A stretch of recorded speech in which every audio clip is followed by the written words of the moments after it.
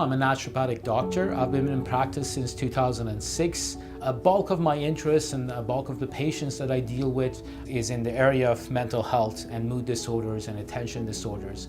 In the last 5 years, I introduced and I got training in neurofeedback in order to be able to actually provide that service to my clients, because I recognized that within the realm of naturopathic medicine, I was able to help individuals with their diet, with creating the right nutritional basis for their health. I was able to help them from an emotional standpoint using some of the mind-body techniques that we have, homeopathic medicines, using herbs and botanicals to balance their mood and neurotransmitters.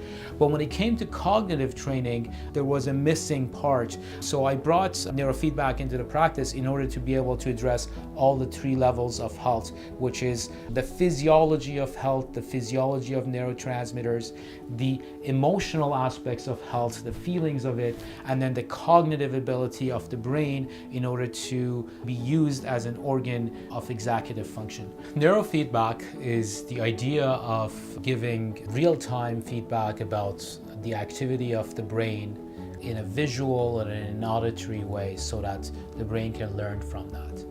What we do with clients is we put a cap over their head, a 1020 cap. It's a standardized cap with 21 different electrodes, and then the electrodes are picking up the electrical activity of the brain at rest with eyes open and eyes closed. Once we record that EEG or electroencephalogram, then we edit that and then it's uploaded to a database. That database is a database of healthy individuals, a database of individuals with clinical symptoms such as head injuries, post-traumatic stress, anxiety, depression, ADD, ADHD, slow readers, dyslexic individuals. And then a third database, which is a concussion database. We are able to actually record an individual's brainwaves and compare that to these 3 databases to get a statistical sense of which nodes within the brains are underactive or which nodes are overactive. Once we have that understanding, it's as simple as writing a program for the individual, making that personalized so that when they come in sitting in front of a computer, they're watching a program. It could be, for example, a program of an airplane flying through their visual field, and every time these nodes that were underactive are starting to work a little bit better, or every time the nodes that were overactive are coming down towards the norm, this airplane is going towards a target.